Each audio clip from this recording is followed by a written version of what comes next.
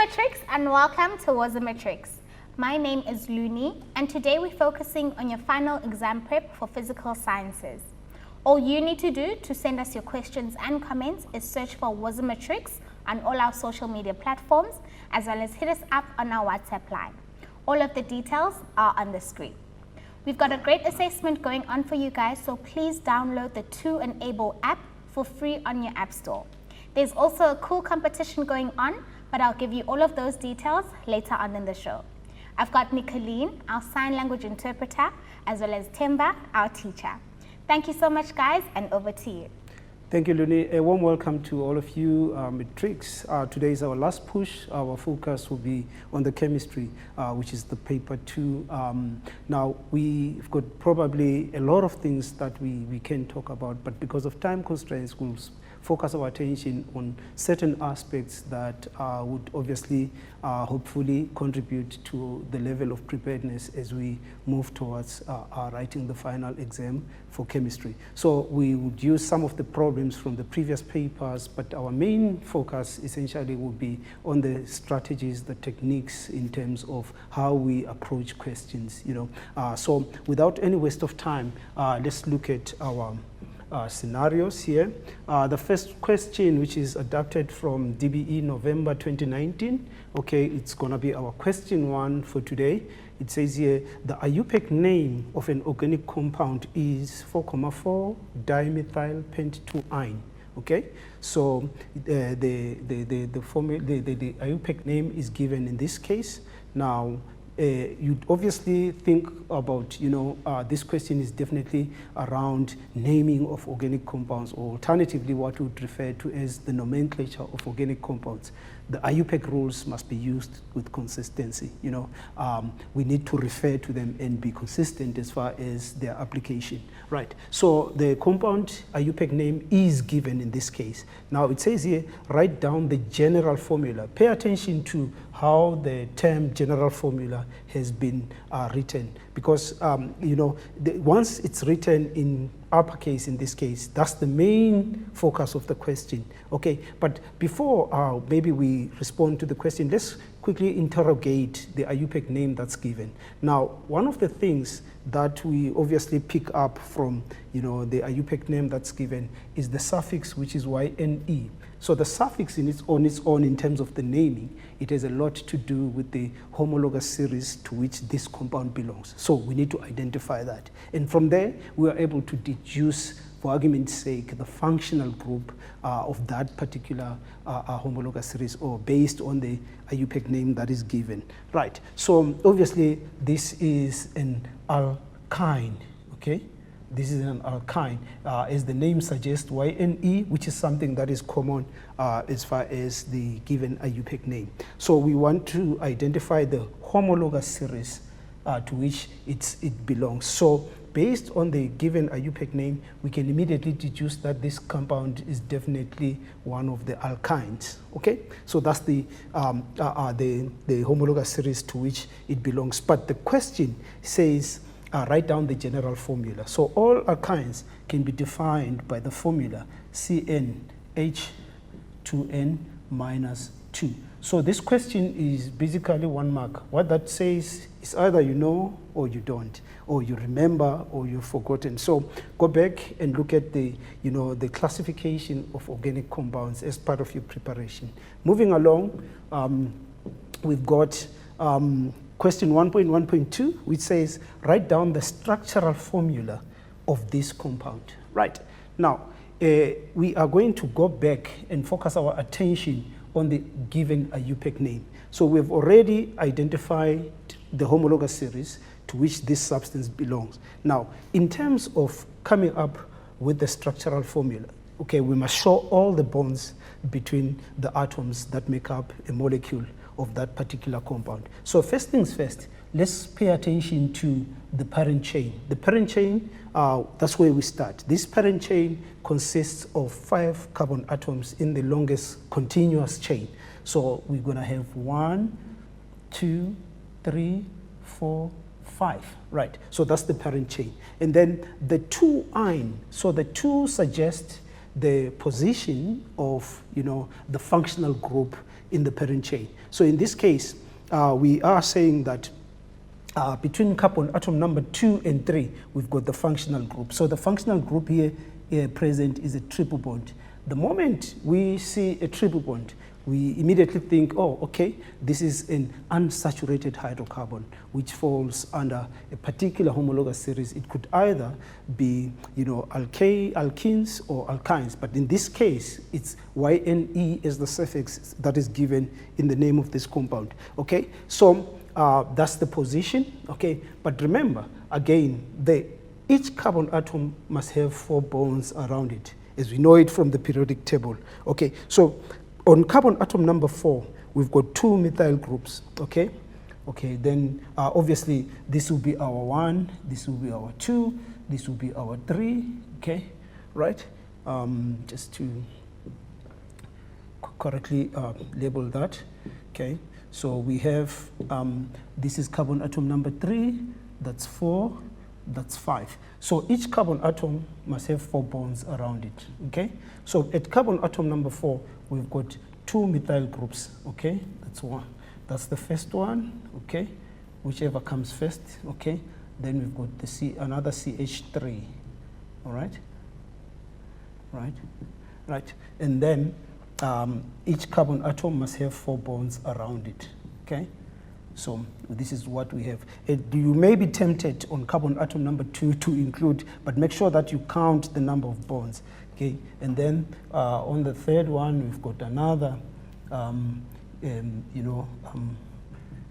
carbon atom which has got another 3 bonds, okay, 4 bonds around it. So basically, if we can go back, we'll say 1, 2, 3, 4, 5. So between number 2 and 3, we've got a triple bond. And then on carbon atom number 4, we've got 2 methyl groups, okay, as substituents or branches, as you'd refer to it, okay, just to put it, clearly out there, right?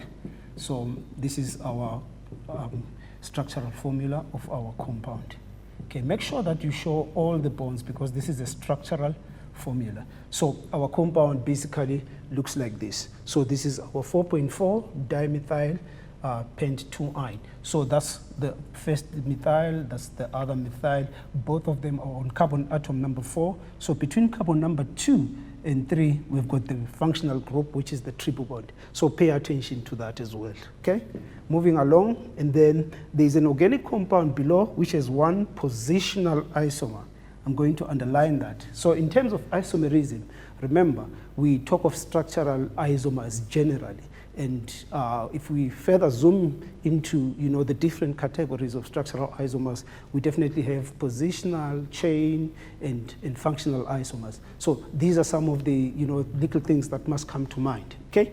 And then it has got 1 positional isomer and 1 functional isomer, okay? So it says here, define the term positional isomer. What do we mean when we talk about a positional isomer, okay? So this is a positional isomer. So the question is based on a definition, okay? What are, isomers, because it should be in multiples, okay? So these are compounds, okay, with the same molecular formula, okay? Okay, same molecular formula, but,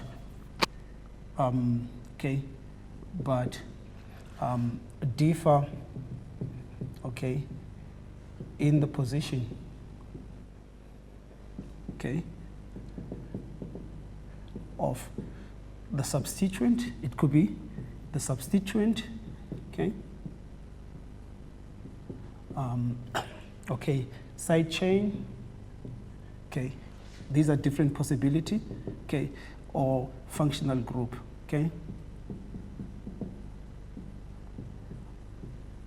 in the parent chain, okay? So we need to go back to the examination guidelines just to remind ourselves what this is all about. So this definition entirely would be, 2 marks or nothing. So we must capture the correct words in the correct context. In other words, what we mean that the keywords must be used in the correct context. When you read your definition, it should make scientific sense even to you, okay? So that's basically the definition, all right? Right, and then for this compound, write down the Iupac name of its positional isomer, right? Now, first of all, let's identify the functional group so that we are able to identify also the homologous series to which it belongs, okay? Based on this functional group, which is the group of atoms that will give this substance its characteristic physical as well as chemical properties, we can immediately say, oh, okay, this is a ketone, all right? So now, if we are to write a Iupac name of its positional isomer, this positional isomer should belong to the same homologous series, but differ in terms of the position of the functional group in the parent chain, right? So what can happen here is that we can shift the position in the parent chain, and there's only one possibility, which we have in this case. We can have CH3, I'm just copying it and changing the position of the functional group, okay? So that's, and then another CH, okay? Right, and then we've got C, double bond O, right? And then 1, 2, 3, 4, 5. 1, 2, 3, 4, and then 5, right? So this is same if a compound with the same molecular formula, but the position differs in terms of where the functional group is. So this is 1, 2, 3, 4, 5, while on this one it's on 1, 2. So the position has changed. The position of the functional group in the parent chain has changed. Right, so the focus on this question is on its Iupac name, but the Iupac name is based on this structural formula. In this case, this will be pentan, and then 3 on, okay? Now, it's still in the same homologous series, which is the ketone, but the position has changed from 2 to 3. So, and remember, we also mentioned earlier that the Iupac rules must be used consistently. Make sure that you follow the rules, to the letter. And between a number and a letter, there must be a hyphen, okay? Between a number and another number, there must be a comma. Remember the 4.4, the 3 hyphen, that's how it works. So we need to remind ourselves of those very important rules, okay? Right, and then moving along, okay, for this very same compound, write down the structural formula of its functional isomer. Now, the functional isomer, it means, yes, the molecular formula is still the same. If we can write the same molecular formula, it's C5, and then how many hydrogens? 1, 2, 3, 4, 5, 6, 7, 8, 9, 10. H10, and then there's only 1 oxygen, okay? So the molecular formula will essentially remain the same. But these other compound that we are going to write down, it should belong to a different homologous series. Why? Because it's a functional isomer, right? So for that, we're going to have the same number of carbon atoms, okay? The simplest one that comes to mind, okay? With same number of hydrogen atoms, and then we can have the oxygen at the end, okay? When the first carbon, okay? To be precise, okay? So remember again, each carbon atom must have 4 bonds around it, okay? So that's 1, 2, 3, 4, 5, 6, 7, 8, 9, 10. So this is the structural formula of its functional isomer. Why functional? Because of that functional group, this compound, yes, is still C5H10O, but this belongs to a different homologous series. In this case, it is an aldehyde, okay? So be careful of that, okay? Now, this is not a positional isomer. Why? Because it belongs to a different homologous series, okay? Right, so that's the structural formula. And then there's a different one here that's given. Consider the condensed structural formula. Okay, is this a primary, secondary, or tertiary alcohol? So these are the three classes of alcohols that are given. Now, for you to be able to identify the correct one, you need to, it's recommended that you draw the structure. Okay, the CH3. Okay, I'll write the condensed, and then there's CH2. Okay, and then there's the C that's bonded to the functional group, the OH. Okay, and then that CH3 in brackets is a substituent. And then we've got another CH3, right?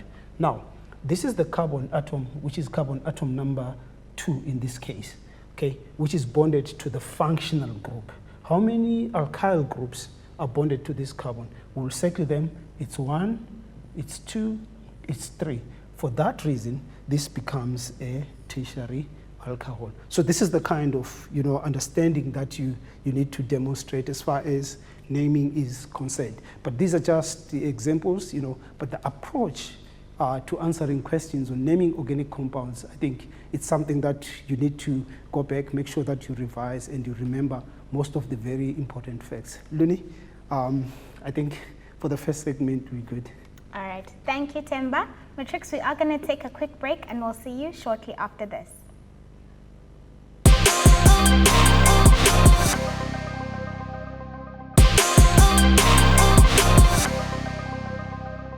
Welcome back from the break, Matrix. I hope you guys are still enjoying the show.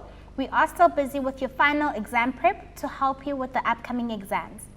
If you're constantly running out of data, then this next competition is just for you.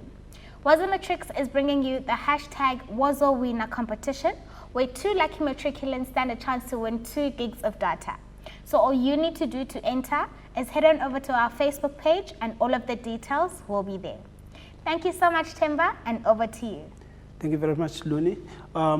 Learners, now we're going to look at the second question, which is based on, rates of reaction, which is a component of chemical change, And these concepts on chemical change, they're not entirely new at the level of grade 12. Some of the stuff we have looked at it in grade 10, some of it we have looked at in grade 11. So it's a build-up to, the concept in as far as the broader reactions are concerned.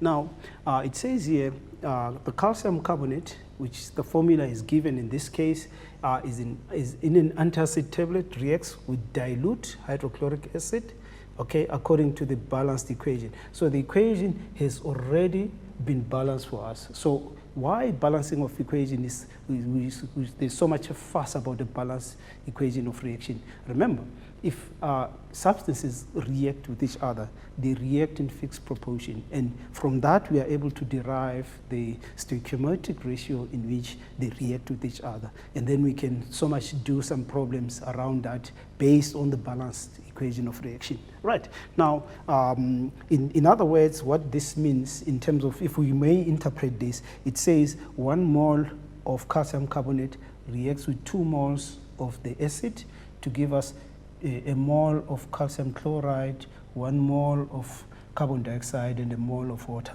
So this is the stoichiometric ratio in which they react. That's what we need in as far as the stoichiometry is concerned.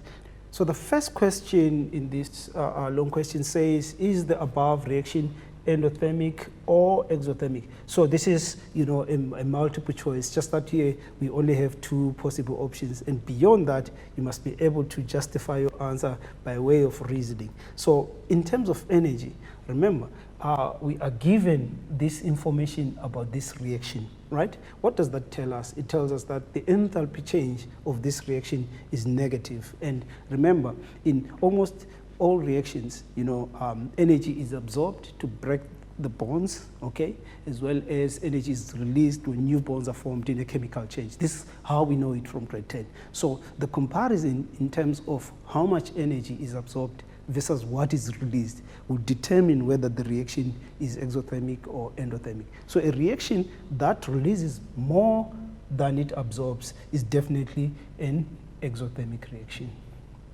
okay? So this is exothermic, right? Okay, that's a straightforward one. Okay, now we are supposed to calculate for the very same reaction the average rate of reaction in grams per second of this reaction. Now, there's additional information. It says after a period of 30 seconds, the mass of the tablet was found to be 0.25 grams. Initially, the mass was 2 grams. So the change in mass is from 2 grams to 0.25 grams. This change took place within a period of 30 seconds. Right. Now, I'm immediately tempted to, speak to what the concept of rate of reaction is all about. Because when you talk about rate of reaction in general, we're talking about the change in quantity of a substance per unit time. By how much does the concentration, does the mass, does the volume, it could be, the number of moles, but it should be confined to a time interval because we're talking rate. So that goes back again to your definitions. So the terminology is in the definitions. So understanding the definition is this is the first part, okay? Now, if we are to calculate the average rate of this reaction, so average rate of reaction, okay? Average rate, okay? It's supposed to be average rate of reaction, okay? I'll break it down. Average rate, okay, of reaction, okay, is equals to change in quantity, okay? In this case, the quantity is the mass, okay, or per unit time. So quantity can be mass, as is the case here. It could be volume, okay? It could be what? Concentration. It could be what? Number of moles, okay? All right, so just be aware. So the units will definitely vary based on whichever quantity we are focusing our attention on. So in this case, the change in mass is, at the end we are told that there is 0.25 grams, okay? So that's the final, 0.25 minus the initial mass, which is 2 grams. This change took place in half a minute, which is 30 seconds, right? So you'd realize that because this change in quantity involves a decrease in mass, so the value that we are going to get here will be negative. So the negative actually suggests that this is the average rate at which the mass is decreasing, okay? Then we go to our calculator, all right? So from the calculator, it's a simple and straightforward calculation, which is 0.25, okay, minus, careful which minus you use, okay, minus 2 divided by 30 seconds, right? So our final answer is negative 7/120, okay?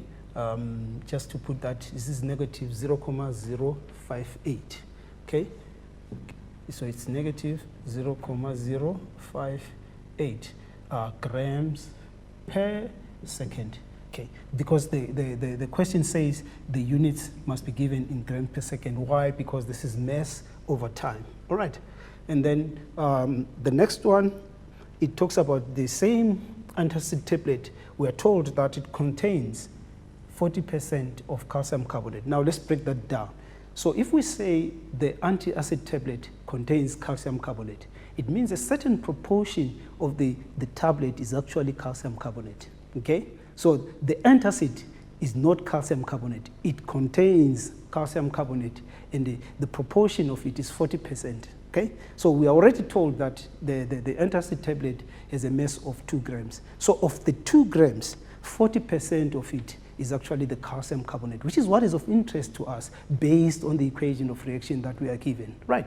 Then it says here, it's same mass, it's allowed to react completely. That's another part. So if the calcium carbonate reacts completely with the acid, immediately we are tempted to think, okay, it means the calcium carbonate that's contained in the antacid tablet is actually the limiting reagent, while the acid is in excess. So this reaction will only reach completion at a time such that all the calcium carbonate has reacted. So that's another implication that you need to think about and begin to interrogate. Okay, so it says here, calculate the volume of calcium carbonate, volume of carbon dioxide gas that will be collected at standard temperature and pressure. That's another very important aspect.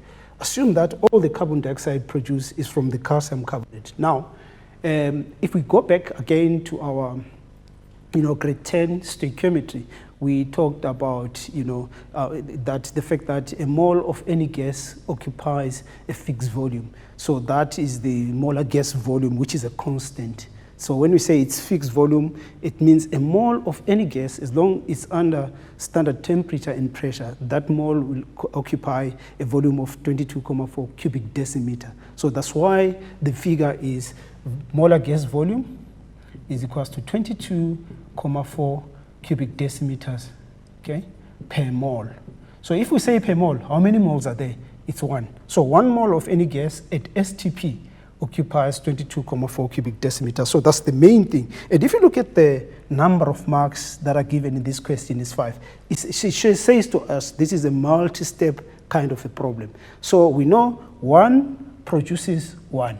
1 mole of calcium carbonate produces 1 mole of carbon dioxide. And the assumption is that all the carbon dioxide produced is from the calcium carbonate. And calcium carbonate actually reacts completely because it is a limiting reagent, okay? So the calculations, because the SI unit of quantity of matter is actually the mole. So everything is about the moles. So the mole, that's the main thing. So we know that 40%, okay, of the 2 grams in the antacid tablets is actually the calcium carbonate, okay? So this is of 2 grams, okay?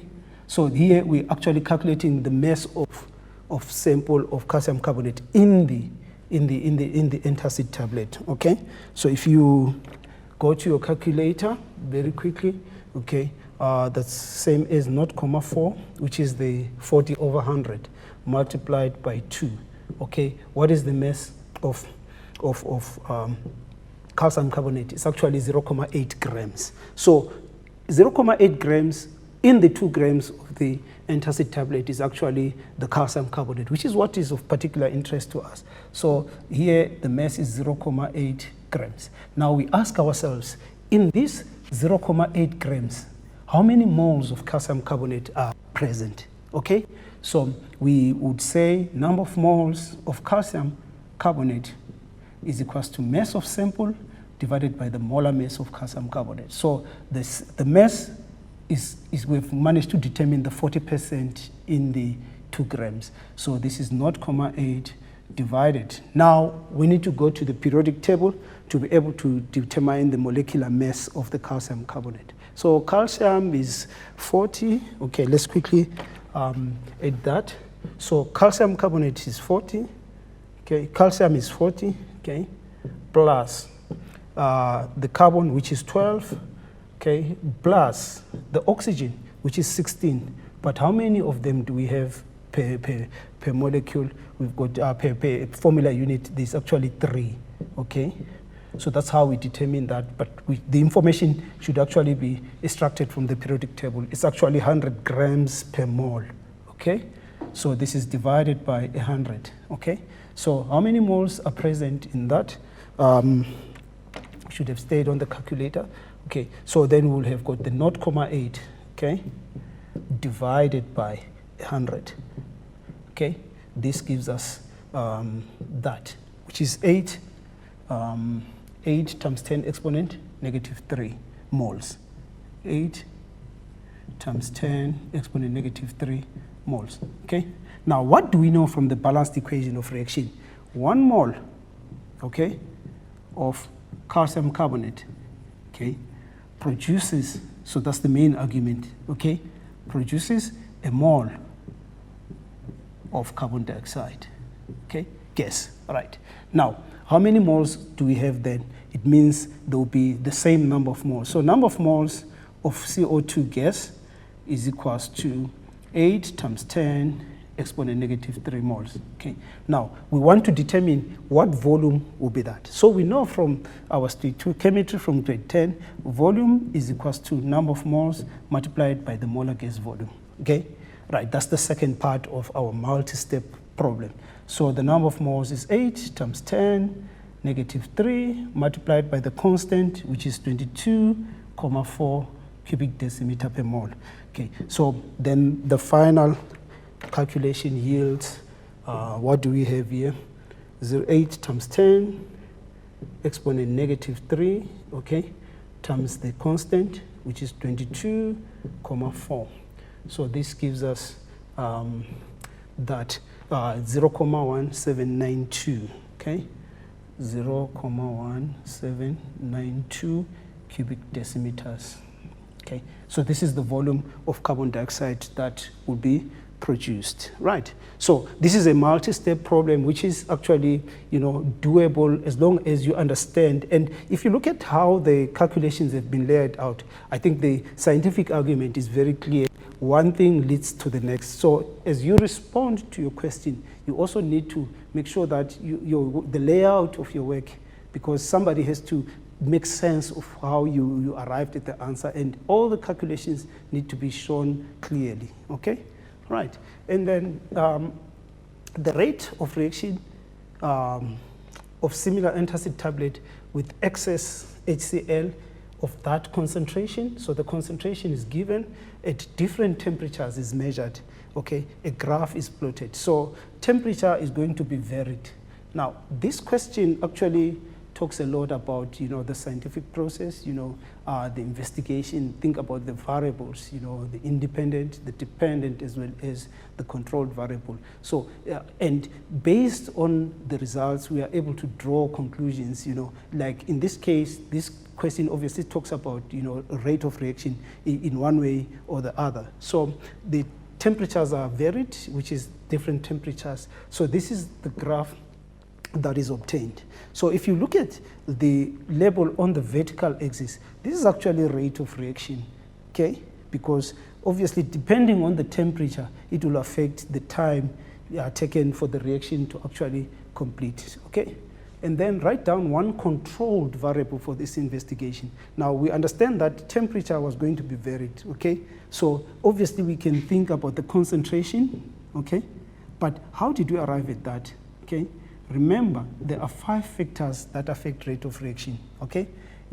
This is just one of them. But if we vary temperature, it means the concentration of the acid that is used in the reaction needs to be kept constant. So that's one of the obvious ones that comes to mind. We can also talk about the volume of the acid, okay? We can only talk about the volume of acid used, okay? We can also talk about the mass of the tablet, okay? All right. We can also talk about the mass of the tablet, but this question only requested that we identify one. All right. So these are some of the concepts that obviously come to mind. So just in conclusion, in this segment, the other question says write down the conclusion that can be drawn from the graph. If you go back to the graph, okay, you'd realize that as temperature increases, okay, the rate of reaction, this is actually a rate of reaction if you come to think of it, because the time taken to complete the reaction will depend on the temperature. So we can safely say that rate of reaction effectively increases with temperature. So what I've done in the conclusion, based on the information that was obtained in terms of the findings in the experiment or investigation, we realized that as temperature gets higher and higher, the time that it takes to reach completion it gets smaller and smaller. And once the time gets smaller or shorter and shorter, it means rate of reaction increases with temperature. And we've mentioned both the dependent as well as the independent variable. Loni, over to you. All right. Thank you, Themba. Matrix, let's take a quick break and we'll see you straight after this.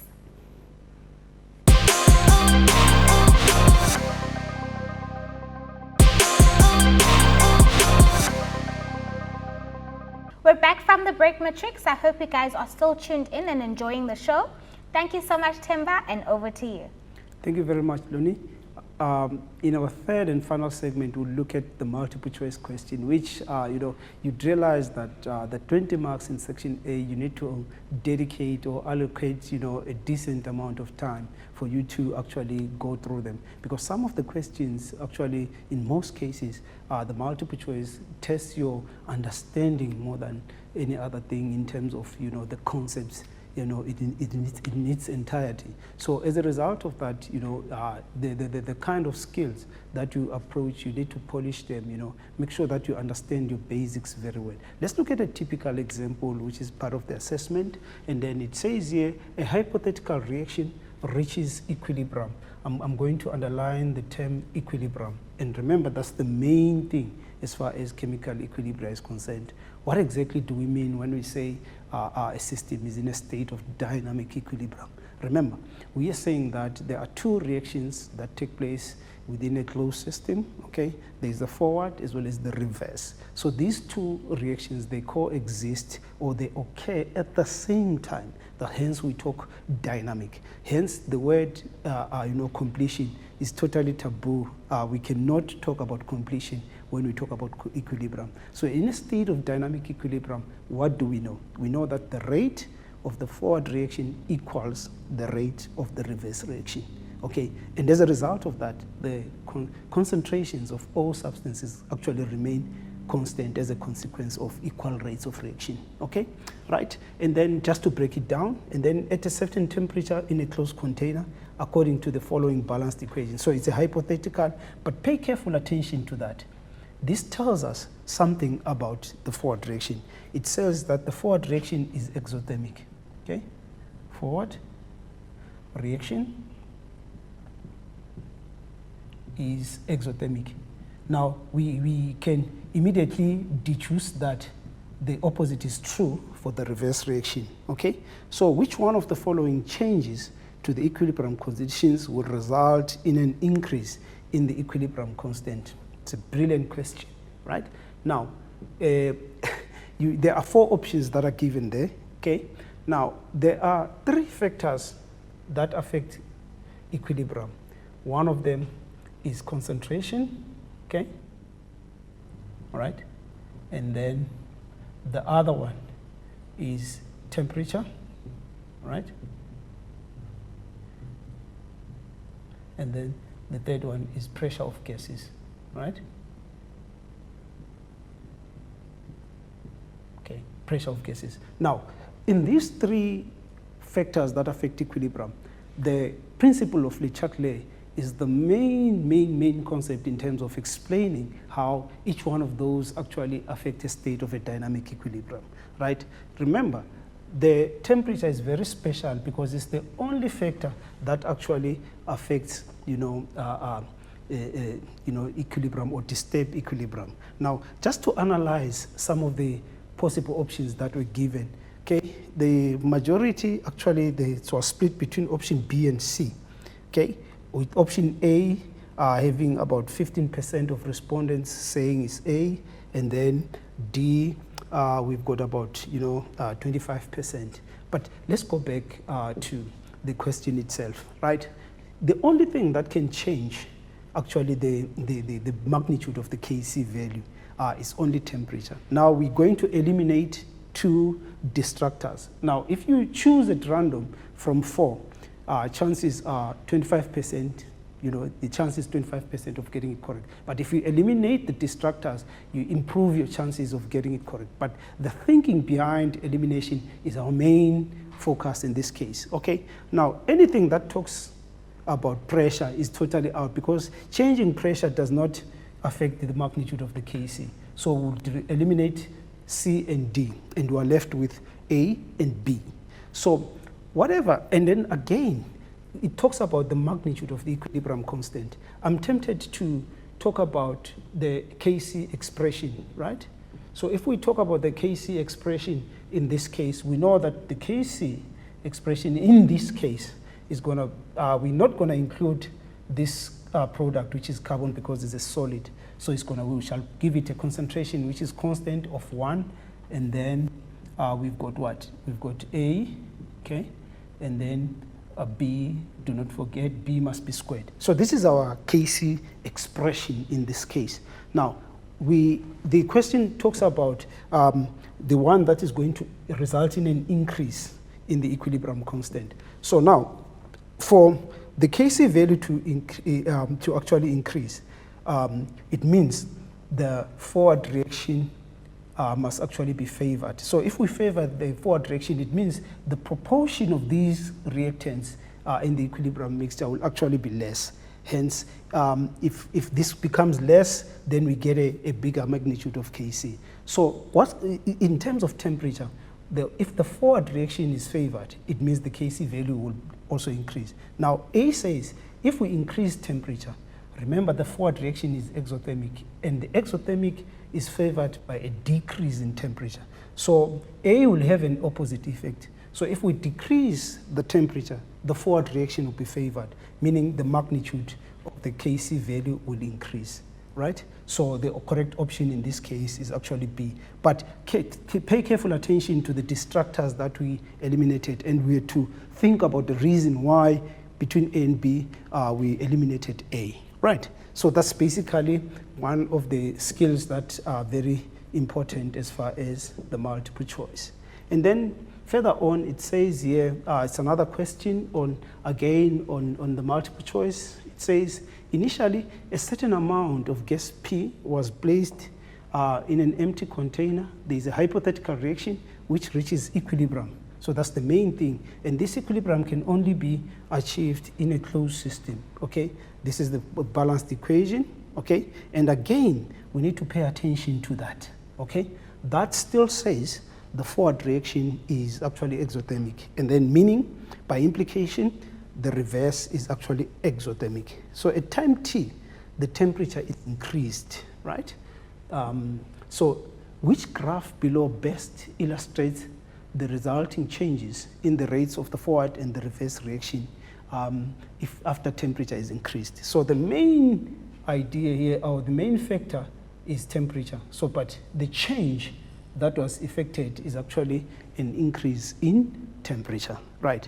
Now, think about the kinetic molecular theory as we know it from grade 10, that if you talk about temperature of a substance, for argument's sake, it has to do, with the average kinetic energy of particles of a substance. And if you increase, according to the the collision theory, if you increase temperature of any reaction, okay, what happens is the average kinetic energy also increases. So increasing temperature effectively increases the rate of any reaction, be it exothermic or endothermic. However, according to the Le Chatelier's principle, then we must decide as to which of the two reactions in that closed system is actually favored. So in this case, let's identify the distractors, okay? That's the first thing. But before that, let's look at some of the analysis in terms of the responses. Again, we still have a lot of people saying B and C, okay? And then very few saying A, which is about 15% or so, and then D followed by D, which is about 25%, okay? So if I can quickly go back, let's identify the distractors and think about the reason as to why those options are actually incorrect, okay? So we have identified, and we appreciate the fact that when you increase temperature of any reaction, the rate of reaction increases, irrespective of the fact that it's an exothermic or endothermic reaction. So obviously A is out, okay? Because it says at time t, when we increase the temperature, the rate of the reverse reaction decreases, which is not what temperature does, okay? But there's something special about option D, okay?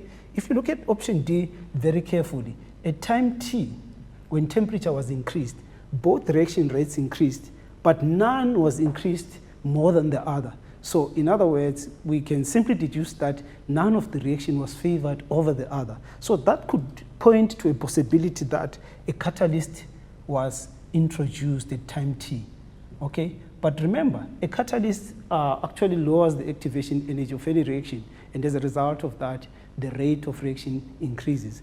Now, if in this case, according to graph D, we are saying that both reactions rates were increased, but none was favored. So we will take out D as a distractor as well. Now we are left with option C and option B, right? Now, we need to go back. We know that the forward reaction is actually exothermic. The enthalpy change of the forward reaction is negative, right? And then for the reverse, it is positive, okay? So increasing temperature will actually favor the reverse reaction, okay? Now, A, C, and D are actually the opposite of the other in terms of which of the two reactions were favored.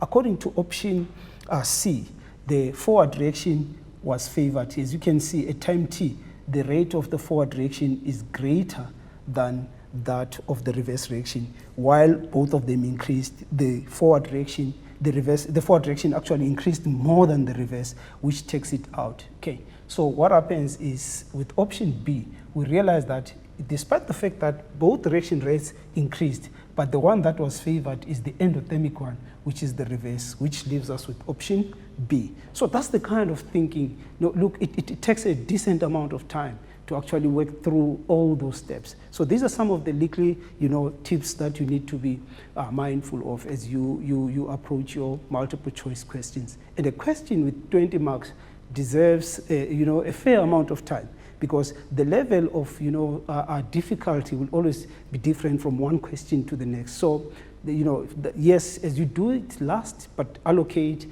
a fair amount of time in responding to the multiple choice questions. Right. Okay. And then it's fine in terms of the final tips as far as the general paper 2 is concerned. Okay. Just to go over some of those that I've mentioned during the course of our discussion. It says it is highly recommended that you do not start, okay, with the multiple choice questions, since they actually cover a broad range of topics, okay, of the syllabus, as opposed to the long questions that focus on a particular topic, okay, right? We are fine with that. We have addressed that. The one more important thing, familiarize yourself with the periodic table. This is a very valuable tool, as well as the standard reduction potential tables. Now, from the standard reduction potential tables, you are immediately able to, extract some of the chemical formulae of complex ions, like in fertilizers, you talk about the ammonium sulfate,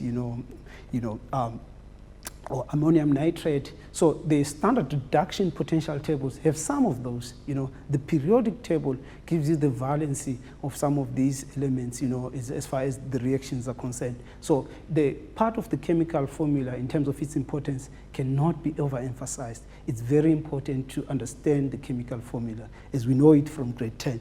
Okay, so and then you must link your definitions to the formula sheet, okay? So the formula sheet is something that you need also to familiarize yourself with. So those are some of the tips as far as, responding to the multiple choice, as well as the approach to answering these structured questions. We certainly hope that, the discussion will contribute in terms of, adequately preparing you. But very important, go back to the examination guidelines, know your definitions, make sure that you understand the keywords and you must use them in the correct context. So as far as, the prep, we can only do so much, Loni, given the time that we have. Over to you. Thank you, Temba. Matrix, we're wishing you everything of the best for these exams. Please use our study resources to help you prepare, and remember to ask us any questions and comments if you've got any. Congratulations to all of our competition winners who will be announced after the show on our Facebook page. Remember to check out the schedule on www.wasamatrix.co.za, and if you missed any of the shows, they are available on our YouTube channel. From me, Luni, Nicolene, and Temba, thank you and goodbye.